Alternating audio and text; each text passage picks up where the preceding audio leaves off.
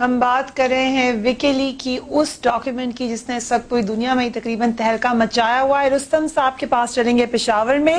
افغانستان میں نے کہا اپنی سٹیٹمنٹ میں، کل ان کے سپوکس پرسن نے، کہ ہم 12 امریکی حکومت کو یہ بات بتا چکے ہیں کہ جو کیجولٹیز ہو رہی ہیں افغانستان میں اس کی وجہ سے ان کو یہ جنگ ہارنی بھی پڑ سکتی ہے۔ ساتھ ہی ساتھ انہوں نے یہ بھی کہا کہ یہ اشارہ کرتے رہے ہیں کہ ان کیجولٹیز میں پاکستان کا کوئی نہ کوئی قصور ہے یا پاکستان کی وجہ سے یہ کیجولٹیز ہوتی ہیں۔ ہم کس طریقے سے اس الزام کو ٹیکل کریں گے؟ ابھی کتنا ڈیمیج ہو چکا ہوگا پاکستان کے امیج کا اس رپورٹ کے بعد؟ دیکھیے، ڈیمیج تو میں نے 3 ایریاز آپ کو گنوائے کہ ڈیمیج ان ایریا میں ہوگا جو گہرا ہوگا، جس پہ وقت لگے گا اور جس کے لیے آپ کو کافی انیشیٹیوز لینے ہوں گے، آپ کو ڈپلومیسی سے بھی کام لینا ہوگا، آپ کو پولیٹیکل انیشیٹیوز لینے ہوں گے، آپ کو اپنا ڈیفنس بھی کرنا پڑے گا، اور آپ کو رپورٹ میں جو خامیاں ہیں، جو کمزوریاں ہیں، ان کو آئیڈینٹیفائی کرنا بھی پڑے گا۔ اور رپورٹ میں جو نیشنل سیکیورٹی ڈائریکٹوریٹ افغانستان کی جو انٹیلیجنس ایجنسی ہے، اس کو کنیکٹ کر کے اس کی بنیاد پہ جو رپورٹس تیار کی گئی ہیں اس کو بھی آپ نے کویسچن کرنا ہوگا۔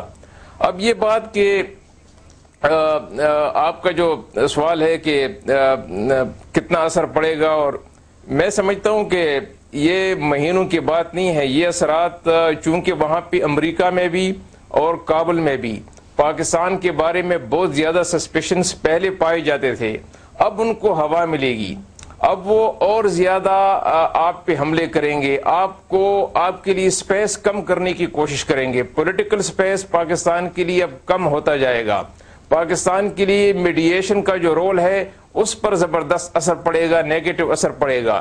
اس لیے اب پاکستان کو ڈیفینسو پہ نہیں ہونا چاہیے، پاکستان کو آگے بڑھ کے اپنی پوزیشن کا بڑا وگرس اور بڑا سسٹین ڈیفینس کرنا چاہیے، کیونکہ اس کے بغیر تو آج امریکہ ہے، کل یورپ والے بھی آپ پہ تنقید کرنا شروع کر دیں گے۔ جہاں تک کیجولٹیز کی بات ہے، کیجولٹیز افغانستان میں 20,000 نہیں ہوئی ہیں بلکہ اس سے کہیں زیادہ ہیں، اور ان کو چھپانے کی مسلسل کوشش ہو رہی ہے۔ کیجولٹیز اگر آپ 2002 سے لے کے آج تک کیجولٹیز گنے تو وہ 1 لاکھ سے تجاوز کر جاتی ہیں، لیکن وہ آپ پاکستان کے ساتھ کنیکٹ نہیں کر سکتے۔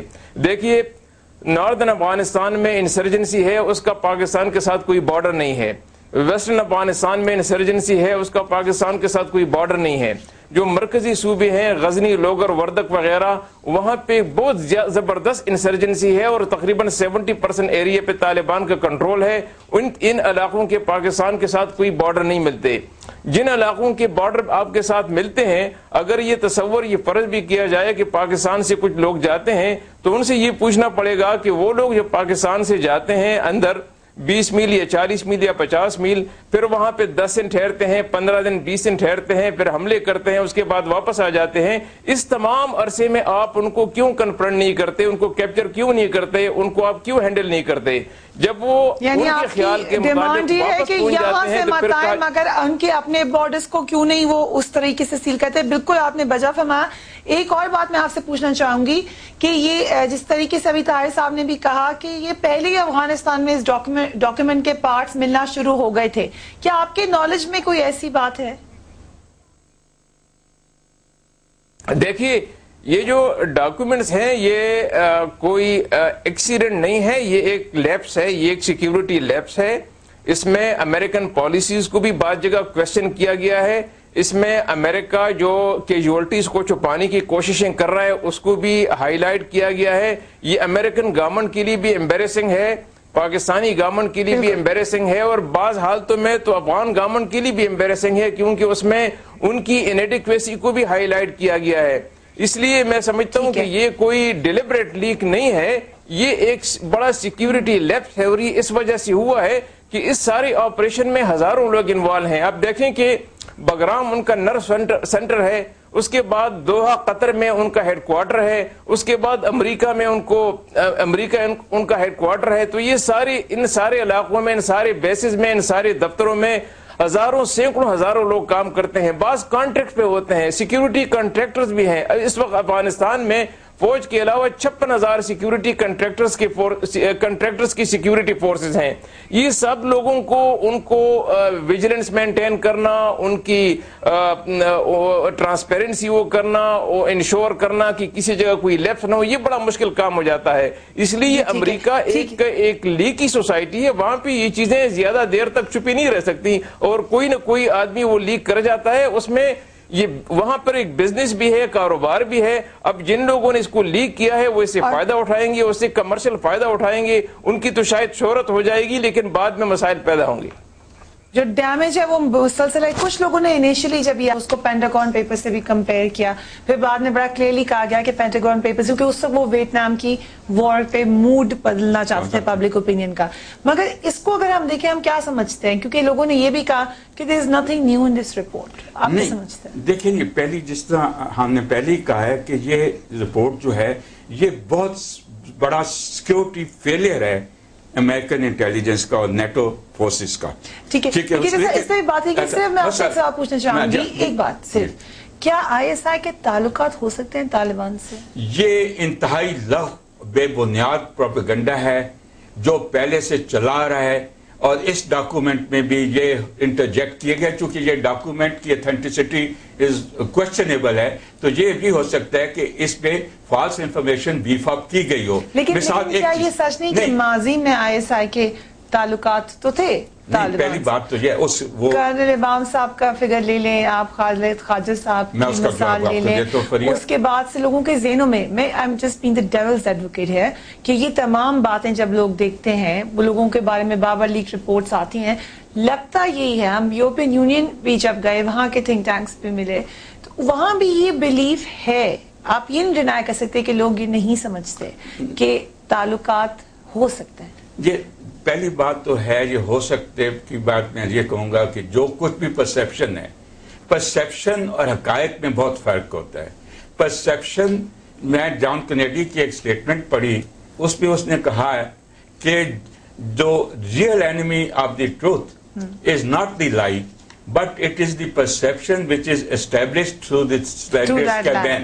ٹھیک ہے, پہلی بات یہ ہے کہ میں بالکل 100% ڈینائی کرتا ہوں, اور یہ ایک فالس پروپیگنڈا ہے جو کنٹینیوسلی چل رہا ہے, جس کے اثرات کچھ بیرونی حلقوں میں بھی اس کے مرتب ہوئے ہیں.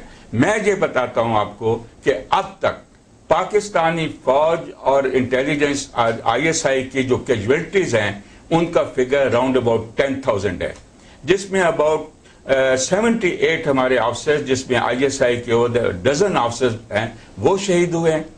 اور ہمارے جو کلڈ کیجویلٹیز ہیں اباؤٹ 2,000 سے 2,500 تک جو سولجرز ہیں وہ شہید ہوئے ہیں, اور 6 اور 7 ہزار کے قریب سولجرز ہمارے زخمی ہوئے ہیں.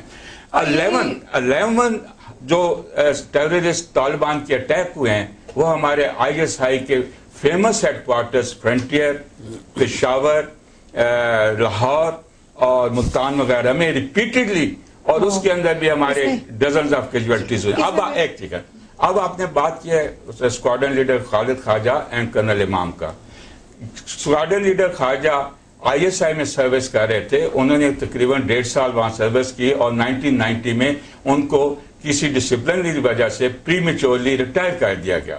اور آپ اندازہ لگائیں کہ جو ایک جونیئر آفسر 1990 سے ISI سے چلا جاتا ہے پری میچور ریٹائرمنٹ کے اوپر, آج اس کو یہ کانٹیکٹ بنانا کہ وہ ISI کے کانٹیکٹ ہے طالبان کا. دوسرا کرنل امام اس وقت لیفٹیننٹ کرنل تھے, اور طالبان کے ساتھ اس وقت ان کا کانٹیکٹ تھا جب امریکہ CIA افغانستان کے اندر پاکستان کو فرنٹ لائن سٹیٹ کے طور پہ استعمال کر رہے تھے. جب کرنل امام ISI سے چلے گئے تو اس کے بعد میں آپ کو یقین سے کہتا ہوں کہ کرنل امام اور اسکواڈرن لیڈر خواجہ کے ISI کے کسی افراد سے کوئی تعلق نہیں. یہ جونیئر افسر ہیں. میں اپنی مثال دیتا ہوں, میں نے 12 سال ISI میں سروس کی ہے, اور سینئر موسٹ سلاٹ میں نے سروس کی ہے. آپ یقین جانیں کہ 93 سے میں جب ISI سے گیا, وہ دن اور آج کا دن میں نے ISI کے گیٹ میں انٹر نہیں ہوا, اور میرے ISI کے کسی افسر سے کیا سینئر تو کیا ISI کی پالیسی یہ ہے کہ آپ ایک دفعہ نکل جاتے ہیں تو ہمارے بالکل وہ کانٹیکس سے نیوٹرل ہو جاتے اس میں یہ بات کس طرح ہم کہیں امریکن تھنک ٹینک کو کس طرح سمجھائیں؟ یہ صحیح بات کریں بریگیڈیئر صاحب ادھر کہ خون سے بتا دیا ہمارے فوجیوں کا خون بہا ہے جنگ میں، کسی اور کولیشن پارٹنر نے اتنا خون نہیں بہایا جتنا ہم نے بہا ہے. اگر وہ بھی